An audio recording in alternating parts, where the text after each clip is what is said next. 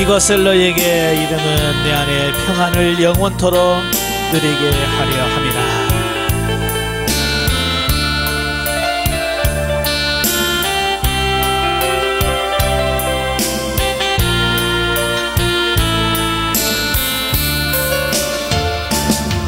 이것을 너희에게 이름은 너희로 내 안에서 평안을 영원토록 누리게 하려 함이라.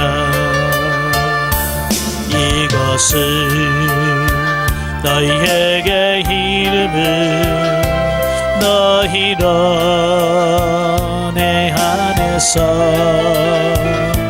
사랑을 영원토록 누리게 하려 함이라. 세상에서 너희가 환난을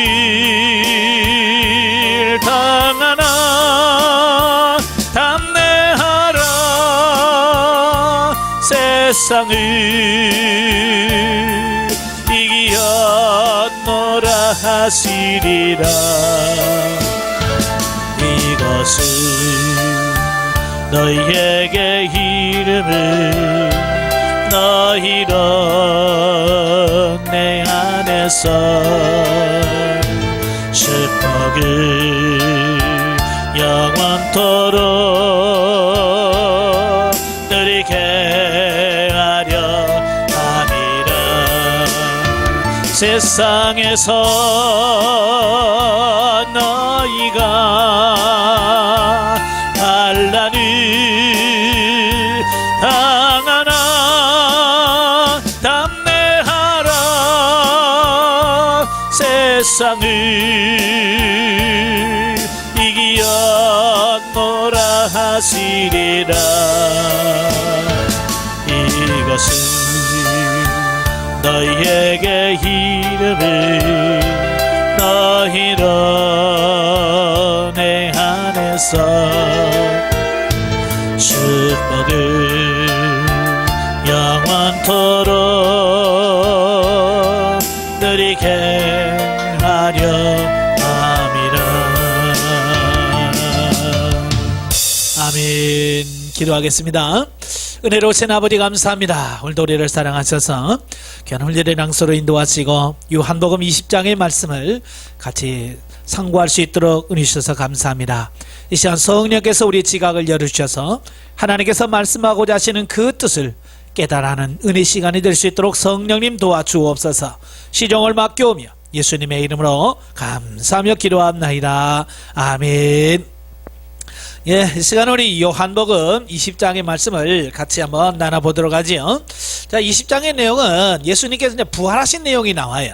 예, 예수님께서 부활하신 사건과 부활하신 예수님께서 제자들에게 친히 나타나서 부활하신 자기 자신을 증거하는 어떤 이런 부분을 말씀해 주는데요.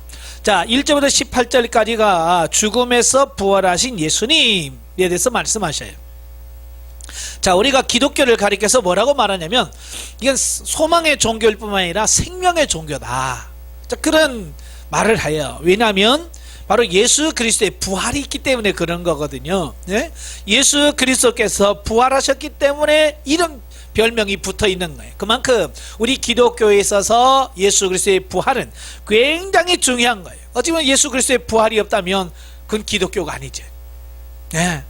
예수 그리스도의 부활이 있고 또 그를 믿는 모든 성도들이 부활할 거라고 하는 이 신앙과 이 믿음이 기독교 안에 있는 가장 중요한 핵심 교리라고 하는 사실을 꼭 기억하시면 좋겠습니다. 자, 거기 보면 자, 본문에서 안식일 후 첫날, 이 안식일 후 첫날은 오늘에 보면 주일날을 말합니다. 예, 주일날에 이른 아침에 예수님의 무덤을 찾아간 막달라 마리아와 두 제자 베드로와 요한의 모습을 보여줌으로써 시작되고 있으나, 자, 이와 병행을 이루는 다른 구절들을 참고해 보면 안식 후 첫날 이른 아침 막달라 마리아와 다른 여자들이 함께 무덤을 방문합니다. 왜 무덤을 방문합니까?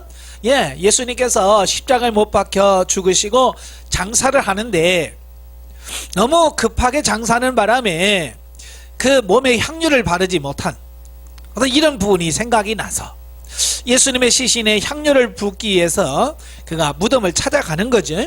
찾아가면서 그들은 나름대로 고민을 이야기하잖아요. 그게 뭐냐면 무덤 앞에 엄청나게 큰 돌이 있는데 그 돌을 누가 굴려줘서 우리가 들어가서 이걸 할 수 있을까 이제 고민하고 가잖아요. 근데 막상 그 앞에 가보니까 어때요? 무덤을 가로막았던 그 큰 돌이 굴러져 있고 그 무덤 비어 있고요. 그 안에서 누구를 만납니까? 천사들을 만나지요. 천사들을 만나서 누구를 찾느냐? 그분은 이미 살아계실 때 말씀하신 것처럼 살아나셨다라는 말씀을 들어요. 그리고 제자들이 가서 이 예수 그리스도의 부활을 전해라 그러죠. 그래서 이 막달라 마리아와 이 여자들이 그 천사가 한 말을 기억하고 막 뛰어갑니다. 어디로요? 예수님의 제자들이 있는 그곳까지 뛰어가는 거예요. 얼마나 기뻤을까요? 지금 그들은 예수님이 죽었다고 생각해서 얼마나 슬퍼하면서 그 무덤에 갑니까? 근데 예수님께서 살아나셨다는 거예요. 너무 기쁜 거예요. 그래서 뛰어가서 그 다락방에 숨어있는 제자들에게 갔더니 무덤이 비어있더라. 천사가 그러는데 살아났다고 하더라. 이제 그런 말을 하는 거예요. 그러니까 이제 성질 급한 베드로와 요한이 이제 뛰어가죠. 그래서 예수님의 제자들이 막 뛰어갑니다. 바로 이제 그게 오늘 요한복음의 말씀이에요. 그러니까 베드로는 좀 나이가 있고 요한은 좀 젊으니까 더 빨리 뛰어간 거죠. 뛰어갔지만 용기가 없어요. 그래서 무덤 앞에서 쭈삣쭈삣 하고 있는 거예요. 그러나 성질 급한 베드로는 안으로 쑥 들어가는 거죠. 들어가 보니까 어때요? 비어 있잖아 말. 예수님의 시신이 누워 있어야 될 그 무덤이 비어 있는 거예요. 분명히 천사들을 통해서 뭐라고 그랬어요? 예수님이 살아나셨다라고 했지만 이 제자들은 비어 있는 무덤을 보고도 믿지 않은 거예요. 그래서 이 베드로와 요한은 어때요? 그 무덤만 보고 다시 가는 거예요. 자, 그리고 누가 남아 있냐면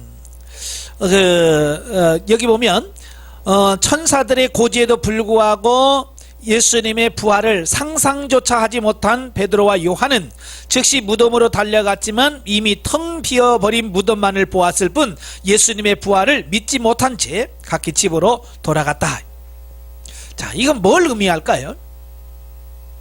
그렇게 비어있는 무덤, 천사가 나타나서 예수님께서 부활하셨다는 말까지 들었음에도 불구하고 왜 비어있는 무덤을 보면서도 왜 못 믿었을까요? 자, 그건 뭘 말하냐면 우리 인간의 일반적인 이성을 가지고는 도무지 예수 그리스도의 부활을 믿을 수 있다? 없다? 믿을 수 없다는 것을 얘기하고 있는 거예요.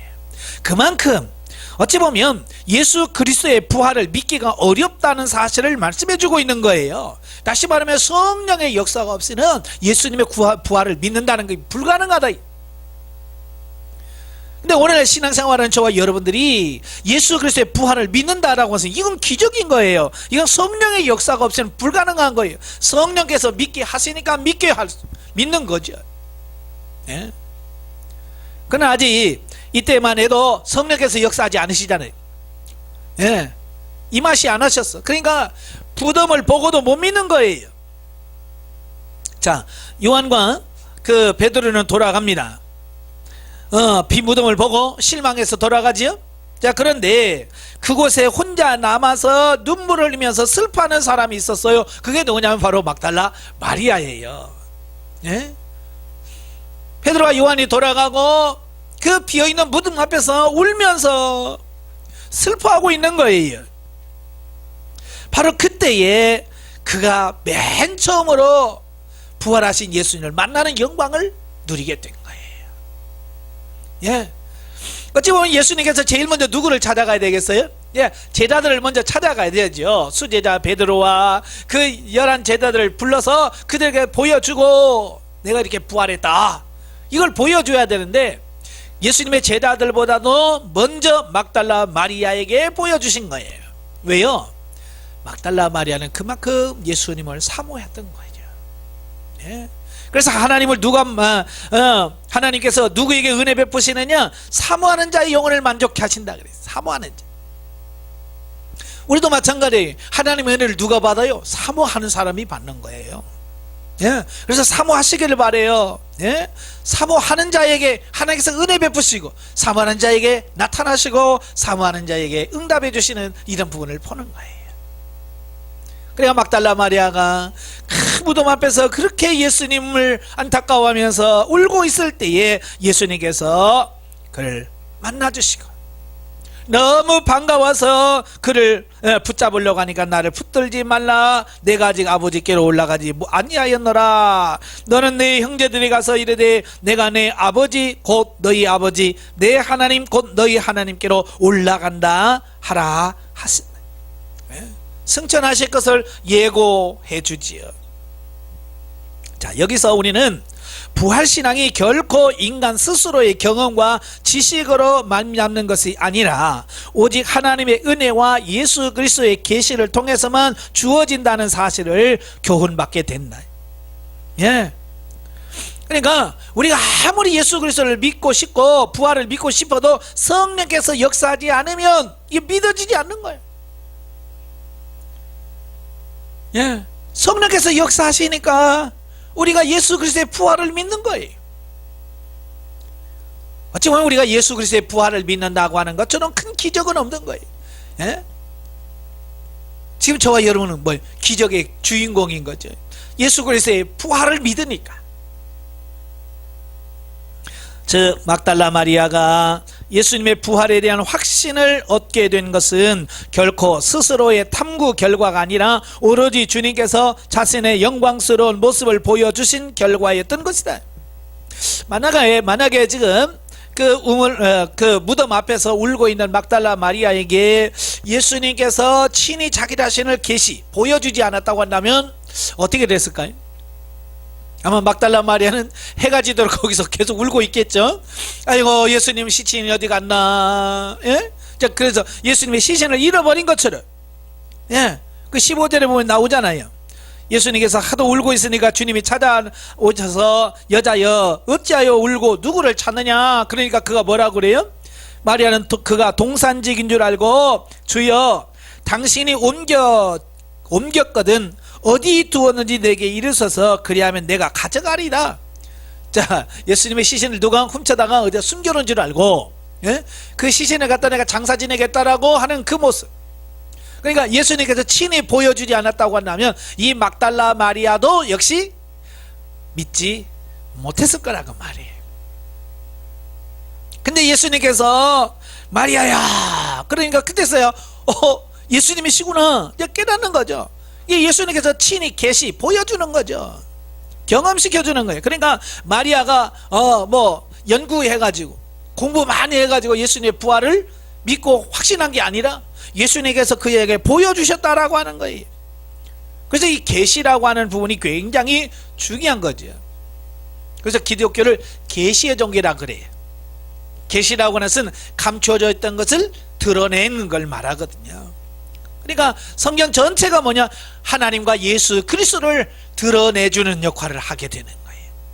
왜? 드러내지 않으면 우리는 결코 믿을 수 없기 때문에 그런 거죠. 자, 두 번째 단락은 19절부터 23절까지 보면 이제 막달라 마리아에게 나타나셨던 그 예수님께서 이제 제자들에게 친히 나타나셨어요. 자, 보면은 앞단락에서 부활하신 예수님을 목격한 마리아의 증거를 믿지 않은 믿지 않는 제자들에게 예수님께서 친히 나타나셔서 자신의 부활을 증거하시는 장면이래. 그러니까 빈 무덤도 봤어요. 막달라 마리아가 직접 경험도 했어요. 이제 만났어요.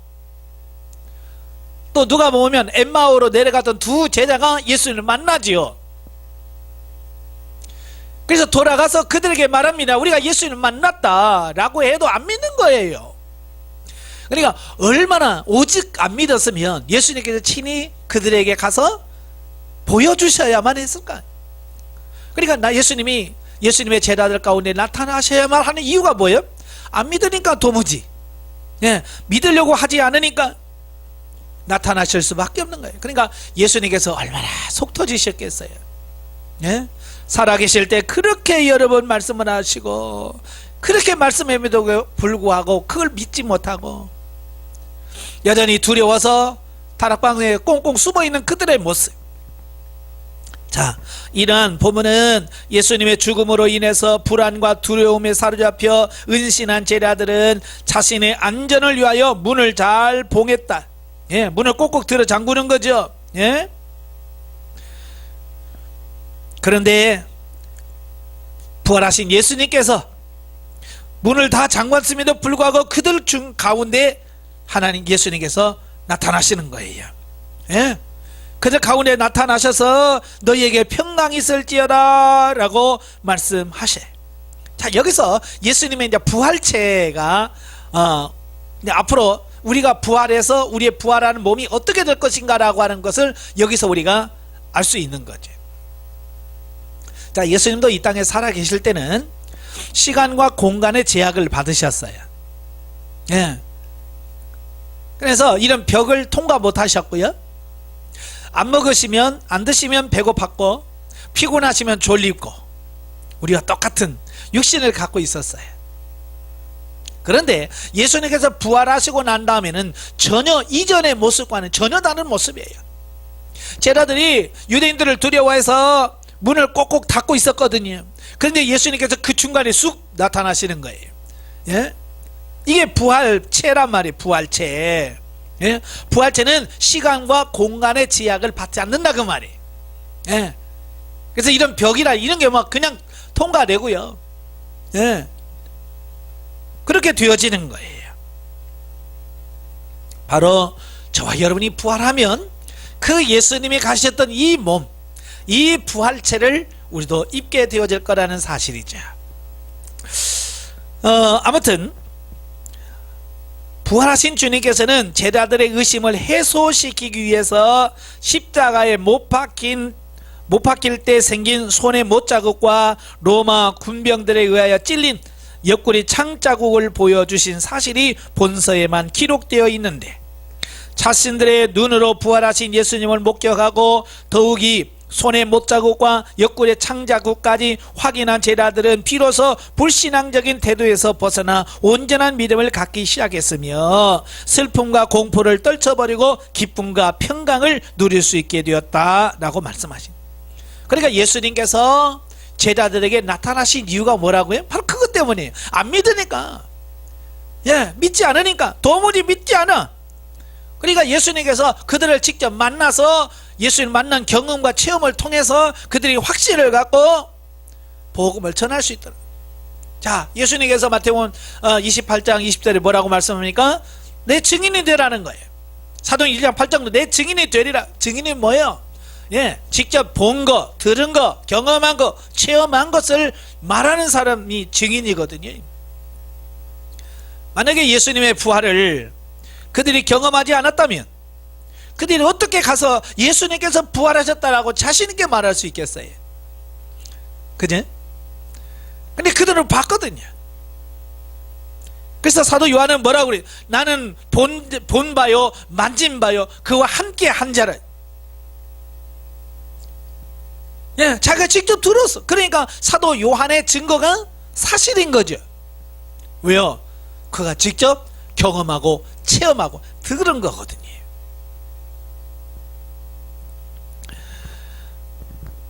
바로 예수님의 그들이 나타나신 것은 바로 그들에게 이런 경험을 통해서 그들의 사고와 가치관을 바꿔서 이제 힘있게 주의 복음, 부활을 증거하는 증인으로 세우기 위한 하나님의 계획이었다라고 이렇게 볼 수 있죠. 더 나아가서는 이걸 통해서는 뭘 깨닫느냐면 우리 인간이 그렇게 믿음이 없는 존재라는 거, 경험하지 않고는 도무지 믿지 못하는 그런 연약한 속성을 지니고 있는 존재라는 걸 본문에서 우리가 깨닫게 되어집니다. 한편 본문은 공간복음서에는 없는 부활하신 주님께서 제자들에게 성령을 주신 사실을 기록하고 있는데, 왜 다른 공간복음에 없는 사실을 기록하고 있을까? 물론 마태도 예수님께서 친히 경험하셨고, 마가는 이제 들은 걸 얘기했고요. 누가도 역시 들은 걸 기록했거든요. 그러니까 요한은 그 현장, 그 자리에 있었기 때문에 이런 부분까지도 이렇게 상세하게 묘사할 수 있었다라고 하는 거죠. 그러니까 요한이 이 사실을 기록한 것은 제자들의 유약한 신앙에도 불구하고 주님께서는 제자들을 끝까지 사랑하셨으며 그들에게 특별한 권세를 부여하신 사실을 밝힘으로써 초대교회가 사도들의 전통을 이어받은 것이 정당함을 강조하기 위함이었다. 그러면 다시 말하면 사도들의 권위, 이걸 전하려고 했다는 거죠. 왜 그러냐? 사도 요한이 이 요한복음을 기록할 때만 해도 굉장히 시간이 흘러간 상태에서 기록한 거거든요. 그러니까 이미 예수님께서 돌아가신 지가 오래됐고요. 이제 사도들도 거의 다 순교했고요. 그리고 영지주의나 그 유죄주의자, 율법주의자 같은 이단들이 자꾸 일어나서 교회 안에 들어와서 교회를 핍박하고 무너뜨리려고 하고, 그럴 때에 이 말씀의 권위가 있어야 되잖아요. 그지? 이 말씀의 권위는 사도들의 권위에서 나오는 거거든요. 왜냐하면 그들의 복음을 들은 사람들이 다 누구의 말을 들은 거예요? 사도들의 말을 들은 거거든요. 그래서 바로 이 부분을 말씀해 주시고 성령을 받으라 라고 말씀하신 모든 부분 속에서 제자들에게 예수님께서 권위를 주신 어떤 이런 부분들을 드러내시는 거죠. 또한 예수님께서 제자들에게 죄 사하는 권세도 부여하셨다라고 말씀하죠. 그래서 23절에 보면 너희가 누구의 죄든지 사하면 사하여질 것이요 누구의 죄든지 그대로 두면 그대로 있으리라 하시니라 그러지. 여기서 이 말을 우리가 잘 기억하셔야 돼. 이 말을 문자적으로 받아들인 사람들이 누구냐면 가톨릭이에요. 그래서 그들 이제 고해성사라고 그러지. 죄를 지은 것을 있으면 신부에게 가서 다 고백을 하지요. 그러면 신부가 그걸 다 듣고 있다가 내 죄를 사하노라 라고 하면 그 죄가 사진하는 거예요. 과연 그럴까? 정말 사람이 다른 사람의 죄를 용서하고 말고를 결정할 수 있을까? 라고 하는 거예요. 내가 너 죄 없어 라고 해서 정말 죄가 없어지는 걸까? 그래서 본문을 잘 읽으셔야 돼요. 본문을 잘 읽으셔야 돼요. 이 말은 제자들이 스스로 사람의 죄를 있다 없다라고 말하거나 용서해주는 권세를 부여받았다는 뜻하는 것이 아니라는 거예요. 내가 너 죄 없어 라고 한다고 해서 죄가 없어지는 게 아니라는 얘기예요. 내가 그런 권리가 없어요. 단지 사도들이 복음을 증거할 때 그 복음을 믿고 회개하는 자가 하나님께로부터 죄 용서를 받게 된다라고 하는 것을 의미하는 거고요. 여기서 더 강조하는 것을 잘 보세요. 너희가 누구의 죄든지 사하면, 산다는 것은 용서해 준다는 얘기예요.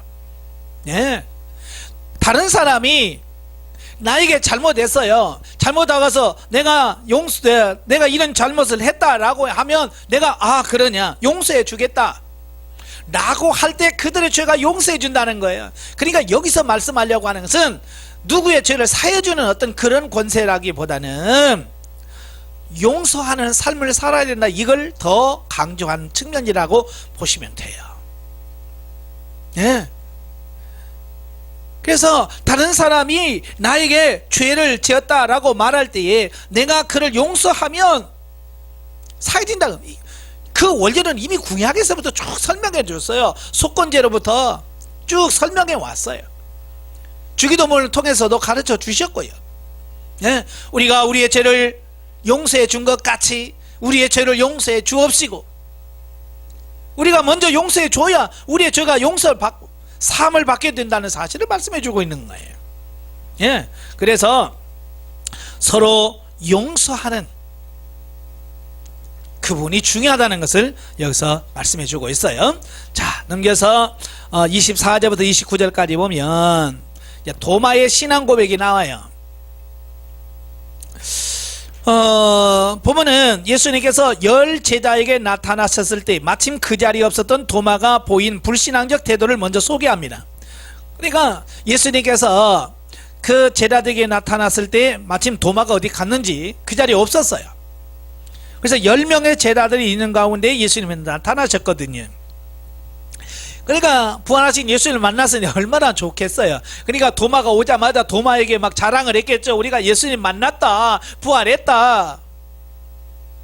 근데 도마가 뭐라고 그래요? 아주 냉정하게 말합니다. 나는 내 눈으로 직접 보지 않고 그 못자국에 손을 안 넣어보고 옆구리에 창자국에 손을 안 넣으면 난 그 다음 안 믿겠다. 아주 단호하게 말합니다. 바로 이 도마는 이 갈릴리 어부 출신이지요. 예. 그 디두모라 하는 도마, 이 아람어로 말하면 쌍둥이란 뜻이에요. 그래서 아마 쌍둥이로 태어난 것 같아요. 예. 어쨌든 그거 안 믿는 거예요. 그는 철저한 경험론자예요. 그러니까 자기 자신이 경험하지 않으면 안 믿는 거지요. 이게 뭐든지 자기가 경험한 것만 옳다고 믿고 그것만 사실로 인식하는 사람. 이제 철학자들은 이 경험론자들이 있거든요. 예, 그래서 그들은 경험하지 않은 것은 믿지 않으려고 하는 거예요. 그래서 경험론을 주장하는 사람들은 이제 주로 이제 무신론자를 자처하죠. 왜? 신의 존재를 그들은 안 보인다는 거예요. 그러니까 안 보이는 것은 증명할 수 없다. 이게 신의 존재는 없다라고 주장하는 거거든요. 그러니까 도마도 바로 이 철저한 어떤 경험론자예요. 네, 그래서 자기가 경험하지 않고는 도무지 믿지 않겠다라고 말씀하는 거죠. 자, 그랬을 때에 예수님께서 친히 그를 찾아오시죠. 왜요? 그가 말한 대로 친히 보여서 못자국을 보여주지 않으면 그가 안 믿을 걸 뻔하니까. 예수님께서 다시 도마가 있는 그 자리에 예수님께서 다시 나타나셔요. 8일 후이죠. 예, 처음에 보여줬던 그 8일 이후에 도마가 포함된 제자들이 한자리에 모였을 때에 다시 한번 나타납니다. 그래서 자신의 부활을 증거하는 은총을 베푸셨다라고 하는 거죠.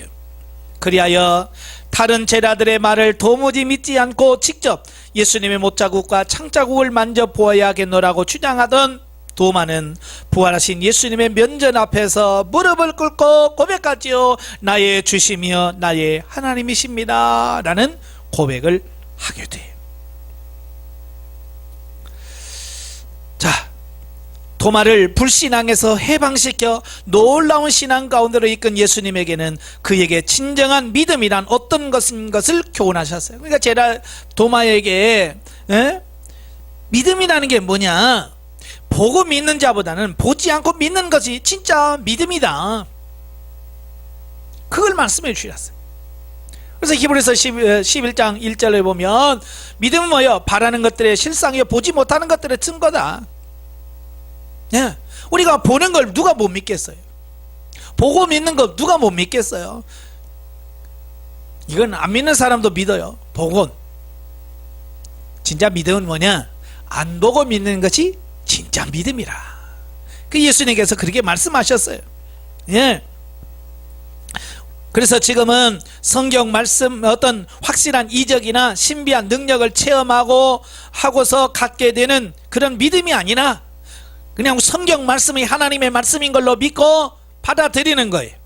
또한 앞서간 신앙 이유인들의 고백을 통하여 예수 그리스도가 하나님의 아들인 것을 믿고 삶 전체를 그분의 인도하심에 맡기는 것이 진정한 믿음이라는 사실을 지적해 주고 있다라고 하는 거예요. 예. 그래 예수님 보고 믿는 자보다 보지 않고 믿는 자들이 복이 있다 그랬잖아요. 어찌 보면 오늘 이 시대에 신앙생활하는 사람, 어찌 보면 진정한 믿음의 사람이 아닐까? 예. 물론 말로는 믿는다고 하면서 믿지 않는 분들이 참 많아요. 예. 진짜 믿어야 됩니다. 자, 그래서 하도 안 믿으니까 주님께서 이렇게 경험을 시켜주는 거죠. 자, 우리가 이제 중요한 것은 이제 그런 거예요. 도마가 그렇게 예수님을 믿지 않으려고 했잖아요. 부활하신 예수님을 믿지 않으려고 했어요. 근데 예수님을 만나게 되죠. 그가 변화가 돼요. 근데 이렇게 한번 이런 고집센 사람들이 한번 바뀌면 또 우직하거든요. 예, 잘 안 변해요. 그래서 끝까지 그가 이 예수 그리스도를 증거하지요. 그래서 기록에 의하면 그 도마는 인도, 지금의 인도까지 가서 복음을 전합니다. 예, 그래서 거기서 순교했다고 하는 기록이 있습니다. 자, 예수님께서도 믿지 않겠다고 하는 도마를 굳이 찾아오셔서 자, 손 넣어봐, 만져봐, 그리고 믿음 없는 자가 되지 말고 믿는 자가 되라고 왜 도마에게 그렇게까지 말씀하셨는가? 예, 도마에게 좀 도마를 통해서 하실 일이 있었던 거예요. 바로 복음 전하는 거예요. 만약에 예수님께서 도마에게 안 나타나셨다면 아마 도마는 고집이 너무 세서 이런 복음의 증인 안 됐을 거예요. 뭐 베드로나 이런 제자들은 막 전도했을지 모르지만 도마는 나는 보지 않고는 못 믿어. 아마 끝까지 그런 전도 안 했을 거예요. 그런데 예수는 만났단 말이에요. 자기 가치관이 깨졌어요. 나의 주여 나의 하나님이십니다라고 고백했어요. 그러니까 이제 그다음부터는 뭐야, 생명 거는 거죠. 뭐 예, 생명 거는 거예요. 그래서 그가 끝까지 복음을 전하고 순교하는 자리까지 가게 된 거죠. 그래서 우리가 이런 거예요. 믿음 없으면서도 믿음 있는 척 하지 말라 그 말이에요. 차라리 보지 않고는 못 믿겠으면 오늘 도마처럼 하나님 나는 안 보고는 못 믿겠습니다, 나도 좀 보여주세요. 예, 차라리 안 보고 믿음 없이 그냥 그렇게 살려면 좀 하나님이 보여달라고 좀 기도하시란 말이에요. 그리고 믿음 없는 사람이 되지 말고 믿는 사람이 돼야 돼. 물론 안 보고 믿는 사람이 훨씬 복됩니다. 예. 근데 믿음 없는 사람은 봐야죠. 경험해야죠. 그런 사람들은 오늘 도마처럼 좀 기도하십시오. 보여달라고, 체험시켜달라고. 자, 마지막 30절부터 31절까지 보면 이제 본서를 기록한 목적에 대해서 말씀해 주셔요. 요한복음 21장까지 기록이 되어 있지만 사실 지금까지 기록한 모든 결론이 바로 이 30절 31절이거든요. 본문은 사실상 본서를 일단락짓는 결론들어서 본서 저자가 지금까지 예수님의 표적과 표적 1장부터 12장까지이고요. 가르침은 13장부터 17장, 그리고 순환과 부활 19장부터 21장에 관하여 기록한 목적이 무엇인가를 밝혀줍니다. 내가 왜 이 성경을 기록했는가, 왜 요한복음을 기록했는가, 그 목적을 설명하고 있어요. 그것이 뭐냐, 예수님이 하나님의 아들 그리스도이심을 무사람들로 믿게 하고 그 이름을 힘입어 영생을 얻게 하려는 것이다 라고 말씀해 주고 있는 거예요. 그러니까 구원 역사, 구원 역사를 증거하려고, 구원받게 하게 하려고 이것을 기록했다라고 하는 거예요. 사실 예수님께서 행하신 그 사역을 굉장히 많지요. 마태, 마가, 누가, 요한복음에 나온 기사들은 그 중에서 추리고 간추린 것들이에요. 예, 30절에 보면 그러잖아요. 예수님께서 제자들 앞에서 이 책에 기록되지 아니한 다른 표적도 많이 행하였으나 오직 이것을 기록함은 너희로 예수께서 너희의 하나님의 아들 그리스도이심을 믿게 하려 함이라. 예. 그러니까 이 책에 기록되지 않은 표적이 너무 많다는 거예요. 다 기록할 수가 없다는 거예요. 그래서 이 책을 읽고 아, 예수님이 이런 분이구나, 이 예수님을 믿어야 구원을 받는구나 라고 하는, 구원받고 영생에 이르도록 하는 그 가장 중요한 핵심만 요약해서 기록하는 것이 바로 요한복음이다 라고 이렇게 말씀해 주고 있어요. 그러니까 요한복음을 기록한 목적은 예수님의 사역을 막 빠짐없이 다 낱낱이 어떤 기록하는 게 목적이 아니라는 거예요. 다시 말하면 복음을 증거하고 기독교 신앙을 전달하는 데 있으므로 독자들로 하여금 예수 그리스도를 하나님의 아들로 믿고 구원과 영생을 얻도록 만드는 데 필요한 내용들만 선별하여서 기록했다는 사실을 밝히고 있다 그랬죠. 예, 그렇잖아요. 사실 예수님께서 하신 일들을 다 기록하려면 어떻게 다 기록하겠어요? 그래서 21장 25절에도 그러잖아요. 예수께서 행하신 일이 이 외에도 많으니 만일 낱낱이 기록된다면 이 세상이라도 이 기록된 책을 두기에 부족할 줄 아노라. 그러니까 예수님께서 얼마나 많은 기적과 이적을 행하셨는지 다 기록한다면 이 세상에 둘 곳이 없을 만큼 많다는 거예요. 그러나 바로 이 책을 기록한 것은 우리가 충분히 예수 그리스도를 만나고, 예? 구원을 받을 수 있도록 만들어 주시는 거예요. 지금 우리가 이렇게 짧게 요약을 해놔도 지금 성경 안 읽잖아요, 그죠? 근데 예수님께서 행하신 기적을 진짜 이 세상에 둘 수 없을 만큼의 그 기록을 낱낱이 했다면 누가 성경적 제대로 한번 읽어보겠어요, 그죠? 이렇게 줄여놔도 안 읽는데, 예? 성경을 좀 많이 읽으시길 바래요. 예. 자, 마지막으로 성경 계시 발전사적 이해를 보겠습니다. 자, 오늘 이제 20장에 보면 이 평강이란 말이 많이 나와요. 자, 그래서 이 본문을 통해서는 이제 평안 또는 평강이라고 하는 말을 우리 한번 살펴보려고 그래요. 19절에 보면 예수님께서 제자들에게 나타나시죠. 그래서 너희에게 평강이 있을지어다 라고 말씀하시죠. 자, 여기서 평강 또는 평안, 예, 같은 말이에요. 그래서 이 평안 또는 평강은 그 국어사전에 보니까 걱정이나 탈이 없음이란 뜻이에요. 그러니까 이 세상에서 사람들이 보통 아, 평안하다, 나 평강하다 라고 하는 말은 뭐예요? 아무 문제 없다는 거예요. 그냥 편안하다는 거죠. 예, 뭐 속썩을 일도 없고 걱정할 것도 없고 탈도 없고 그냥 편안한, 무난한 상태를 가리켜서 편안하다라고 표현한다 그 말이에요. 그래서 우리가 평안하십니까? 그때 아, 평안합니다. 이건 뭐예요? 예, 외적으로 드러난 문제가 없다는 얘기죠. 예. 자, 히브리어는 이 평안을 샬롬이라고 합니다. 샬롬이라고 하는데요, 그 샬롬이라고 하는 말은 건전하다, 완전하다, 안전하다, 복지 또는 평화라는 의미를 담겨져 있거든요. 예, 또 헬라어로는 에이레네라고 하는데요, 조화, 일치, 안전, 무사, 확신이라고 하는 의미를 담고 있지요. 야, 그래서 사도 바울은 그 서신을 쓸 때에 이 평강이란 말을 쓰잖아요. 네, 평강. 그래서 이 에이네레라는 말을 많이 쓰게 되지요. 그래서 이 성경에 보니까 이 평안이라고 하는 단어가 216번 나옵니다. 또 평강이라고 하는 말이 101번 나와요. 그러니까 성경에 이 평강, 편안이라고 하는 말이 얼마나 많이 나오는지 아시겠지?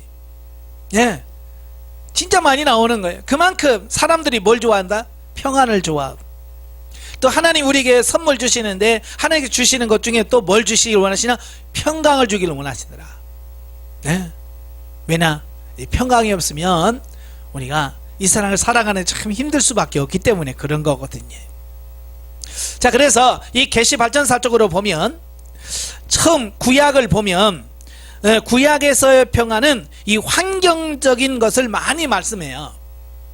그러니까 이 세상에서 정말 그 국어사전에 나온 것처럼 걱정이 없고 탈이 없고 문제가 없이 그냥 평탄한 어떤 그런 삶을 구약에서는 주로 평안이라고 표현을 합니다. 예. 자, 그래서 창세기 15장 15절에 보면 이제 성경에 평안이란 말이 처음 나와요. 창세기 15장 15절에 보면 우리가 이제 잘 알고 있는 하나님께서 아브라함과 언약을 맺지, 횃불 언약이라고 그래요. 내 후손이, 내 자손들이 이방에 개개되어서 400년 동안 그들을 섬기겠고 4대 만에 그들을 돌아오게 하겠다라는 말씀을 합니다. 그러면서 아브라함에게 또 무슨 말씀하냐면, 너는 장수하다가 편안히 조상에게로 돌아가 장사될 것이요, 그런 말씀을 합니다. 평안할 거라는 거예요. 편안히 죽을 거라는 거예요. 자, 여기서 처음 평안이라고 하는 말이 나오게 되어지죠. 자, 그래서 하나님께서 아브라함에게 평안히 조상에게로 돌아가서 장사될 거라고 하는 말은 그 남은 여생이 평탄할 거다, 환경적으로 어렵지 않을 거라, 이제 그런 얘기를 하고 있는 것과 같은 거죠.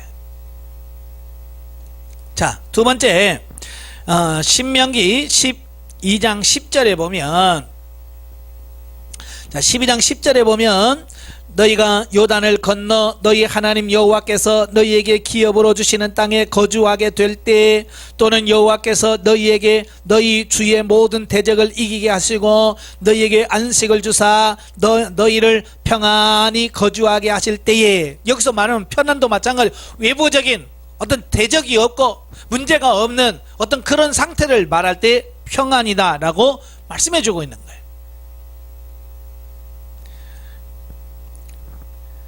자, 사무엘상 1장 17절에 보면, 자, 한나의 기도가 나와요. 우리가 잘 아는 것처럼 한나는 어때요? 결혼했지만 자녀를 낳지는 못하여. 그래서 엘가나로 하여금 굉장히 상처를 많이 받고 슬퍼. 그래서 하나님께 기도하지요. 근데 엘리가 가만히 보니까 꼭 술 취한 여인이 술주정하고 있는 것처럼 보이거든요. 그래서 내가 언제까지 취하여 있겠느냐, 포도주를 끊어라. 그러니까 한나가 뭐라고 그래요? 내 주여, 그렇지 않습니다. 나는 마음이 슬픈 여자라 포도주나 독주를 마신 것이 아니오 여호와 앞에서 내 심정을 통한 것뿐입니다. 당신의 여종을 악한 여자로 여기지 마옵소서. 자, 그런 말을 들어요. 그때 엘리가 그 한나에게 하는 말씀이 있어요. 평안히 가라. 이스라엘 하나님이 내가 기도하여 구한 것을 허락하시기를 원하노라. 자, 여기서 평안이란 말, 샬롬이란 말이거든. 평안히 가라는 거야. 걱정하지 말라는 거예요. 마음에 염려하지 말라는 거예요. 왜? 하나님께서 해결해 주실 거라는 거예요. 제가 구약의 대표적인 그 평안의 말을 세 개를 했는데요. 아까도 말한 것처럼 성경에 평안이란 말이 216번, 평강 101회가 나와요. 근데 구약에서 주로 말씀하는 평안은 환경적인 거예요. 환경적인 평안. 이 세상에서, 왜? 구약은 제가 그랬잖아요. 모형적이라고 그랬잖아요. 신약에서 누리는 그 평안의 예표요, 그림자인 거예요. 그래서 보이는 세상에서 누리는 평안을 이야기할 수밖에 없어요. 자, 그런데 이 평안이 신약시대, 예수님 시대로 넘어가면서 이 평안의 개념이 바뀌어요. 그러니까 구약에서는 환경적인 문제가 없는 거, 이건 예수 안 믿는 사람도 그러잖아요. 문제 없을 때 너무 좋아요, 편안합니다 라고 말하잖아요. 이건 예수 믿든 안 믿든 다 맛보고 경험하는 평안이에요. 그런데 신약시대에 와서 예수님 말씀하는 이 평안은 이제 믿음 아니면 누릴 수 없는 평안을 말합니다. 그래서 요한복음 14장 27절에 보면, 평안을 너희에게 끼치노니 곧 나의 평안을 너희에게 주노라. 내가 너희에게 주는 것은 세상에 주는 것과 같지 아니하니라. 너희는 마음에 근심하지도 말고 두려워하지도 말라 그러잖아요. 예수님께서 뭐라고? 내가 너에게 평안을 준다. 근데 내가 주는 평안은 세상에서 주는 평안 같지 않다는 거예요. 여기서 세상에 주는 평안을 뭘 말해요? 바로 구약에서 말한 그 평안이에요. 환경적으로 문제가 없는, 뭐 대적이 없고 어떤 문제가 없는 어떤 그런 상태를 말하는 거예요. 이건 세상에서 주는 평안이에요. 근데 예수님께서 뭐라고 말씀하냐면 내가 주는 평안은 세상에 주는 평안과 수준이 다르다, 질이 다르다라고 말씀해 주시는 거예요. 예, 그러니까 단어가 같다고 해서 같은 게 아니라는 거지. 자, 여기서 왜 예수님께서 이런 평안을 말씀하시냐면 이제 13장부터 계속해서 뭘 말씀하냐면 너희가 이 세상에서 고난을 받을 거다, 힘들 거다, 그 이야기를 하는 거예요. 그 많은 핍박과 모든 것을 당하지만 그럼에도 불구하고 그 가운데 주님께서 주시는 참된 평안이 너희 안에 있을 거다, 그 얘기를 하고 있는 거예요. 그러니까 구약에서 말은 환경이 편해서 평안한 것이 아니라 많은 문제가 있지만 그 안에서 평안할 수 있는 것을 말합니다. 자, 요한복음 16장 33절에도 말씀이 나와요. 자, 33절 보면 이것을 너희에게 이름은 너희로 내 안에서 평안을 누리게 하려 함이라. 세상에서 너희가 환난을 당하나 담대하라, 내가 세상을 이기었노라. 예, 예수님께서 제자들에게 뭐라고 그래? 너희가 나를 버리고 다 흩어지고 나 혼자 남을 때가 온다. 근데 벌써 왔다. 그런데 내가 혼자 있는 것이 아니라 아버지께서 나와 함께 하시느니라. 내가 너희에게 이런 말을 한 것은 너희에게 너희로 내 안에서 평안을 누리게 하십니다. 예, 다 이렇게 말씀하셔서 나중에 주님께서 부활하시고 난 이후에 주님께서 주시는 그 평안을 제자들도 다 맛보고 누릴 수 있도록 하기 위해서 이렇게 말씀한다라고 말씀하시는 거거든요. 자, 그 다음에 오늘 본문이죠. 20장에 보면 20장 19절에 보면 그 평안이 있을지어다 그러지요. 또 21절에 보면 예수께서 또 이르시되 너희에게 평강이 있을지어다 라고 또 말씀하십니다. 그리고 26절에 보면 여드레를 지나 제자들이 다시 집안에 있을 때 도마도 함께 있고 문들이 닫혔은데 예수께서 오사 가운데 서서 이르시되 너희에게 평강이 있을지어다. 자, 예수님께서 계속해서 뭐요? 너희에게 평강이 있을지어다, 평강이 있을지어다 라고 말씀하시는 거예요. 그러니까 지금 여기서 예수님께서 뭘 말씀하시냐면 평강의 주체, 평강을 주시는 분이 누구예요? 예수님이다. 예, 예수님이 평강을 주시는 그분이다 라고 하는 것을 말씀해 주고 있는 거예요. 예, 내가 스스로 나는 아무 문제 없어, 나는 문제 없어, 나는 평안해 뭐 자기 최면이나 뭐 이런 걸 해가지고 내가 평안해지는 것이 아니라 예수님이 우리에게 평안을 선물로 주시더라라는 거예요. 그래서 주님이 주시는 참된 평안을 우리가 받아야 진짜 평안할 수 있는 어떤 이런 부분을 보게 된다 그 말이에요. 예? 그러니까 이 평안을 맛보면 내가 문제가 없어서 평안한 게 아니에요. 문제가 있어도 그 안에서 주님이 주시는 참된 평안을 누릴 수 있게 되어지는 것을 말합니다. 자, 그런데 이건 예수님이 살아 계실 때고요. 이래 예수님이 돌아가시고 난 이후에 부활하고 승천하신 이후에는 그 평안이 어디서부터 오느냐, 모두가 다 구원과 관련시켜서 말씀합니다. 다시 말하면 우리가 구원받은 자 안에 예수 그리스도를 믿고 구원받았기 때문에 그 구원받음에서 오는 참된 평안을 말씀해주고 있더라 그 말이에요. 그러니까 참된 평안은 이 시대는 뭘로 오느냐, 예수 그리스도의 구원을 통해서 오더라. 구원을 통해. 저와 여러분 구원 받으셨잖아요. 예? 구원 받았잖아요. 그게 구원 받은 사람에게만 이 예수님이 말씀하신 이 평안이 우리 안에 임하게 될 거다라고 하는 것을 말씀해 주고 있어요. 자, 로마서 5장을 보면 1절 보면 그러므로 우리가 믿음으로 의롭다 하심을 받았으니 우리 주 예수 그리스도로 말미암아 하나님과 화평을 누리자. 여기서 화평이죠. 이 화평이 뭐냐? 평안이에요. 또 10절에 보면 곧 우리가 원수 되었을 때 그의 아들의 죽으심으로 말미암아 하나님과 화목하게 되었은즉, 이 화목도 역시 평안 에이레네거든요. 예. 그러니까 우리가 구원받음으로 말미암아 하나님과 우리가 화목해져 평안해졌다는 것을 말씀해 주고 있어요. 예? 바로 이게 뭐예요? 예수 그리스도로 말미암아. 이건 뭐예요? 구원받아서, 구원받음으로 말미암아 진짜 평안이 우리 안에 있어진다라고 하는 것을 말씀해 주고 있어요. 그러니까 구원받지 않으면 참 평안이 없는 거예요. 물론 예수 안 믿는 사람도 요즘 편해요, 너무 살기 좋습니다 라고 말할 수 있어요. 그러나 그 평안은 세상적, 구약에서 말한 세상적인 평안이지 하나님께서, 예수님께서 말씀하신 이 평안은 아닌 거예요. 이건 오직 예수 그리스도 구원받은 자에게만 임할 수 있는 그 평안을 말합니다.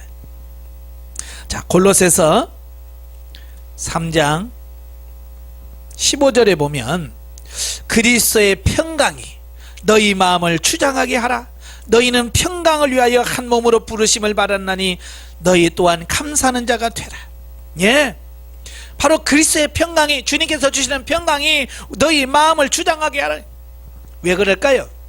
그때 당시 엄청난 핍박이 왔었거든요. 예? 유대인들의 핍박, 로마 정부의 핍박. 그러니까 사람들이 어때요? 신앙인들이 불안해할 수밖에 없잖아요. 그때에 사도 바울이 그들에게 말하죠. 바로 그리스도의 평강이 너희 마음을 주장하게 하라. 그리스도께서 주시는 평강이 이 마음을 주장하게 하라. 주님의 주시는 평안을 채우라 그 말이에요.